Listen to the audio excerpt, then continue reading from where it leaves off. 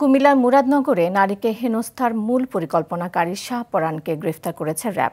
সকালে রাজধানী কারওয়ান বাজারে র্যাবের মিডিয়া সেন্টারে ব্রিফিংয়ে এ তথ্য জানান নারায়ণগঞ্জ র্যাব 11-এর অধিনায়ক lieutenant colonel HM Sajjad Hossain. তিনি বলেন, গ্রেফতারকৃত শাহপরান ও ফজর আলী আপন দুই ভাই। তারা দুজনই ওই নারীকে উত্ত্যক্ত করতেন। ঘটনায় গ্রাম্য সালিশে ফজর আলী লাঞ্ছিত করেন শাহপরানকে। এর প্রতিশোধ নিতে মব তৈরি করে ওই নারী ও ফজর আলীকে হেনস্থা করে শাহপরান। এই ঘটনায় এখন পর্যন্ত 6 জনকে গ্রেফতার করা হয়েছে। এই ফজর আলী এই ভিকটিমের মাকে সুদের বিনিময়ে 50,000 টাকা ধার দেয়। এই টাকা আদায়ের সূত্র ধরেই তিনি ওই বাসায় গিয়েছিলেন। ফজর আলী তার ওই ঘরের ভিতরে ভিকটিমের ঘরে প্রবেশ করে। তার কিছুক্ষণ পরেই এই শাহপরানের লোকজন ভিকটিমের ঘরে প্রবেশ করে এবং তাকে বিবস্ত্র করে ভিডিও ধারণ করে সেটা পরবর্তীতে সোশ্যাল মিডিয়ায় ছড়িয়ে দেয়।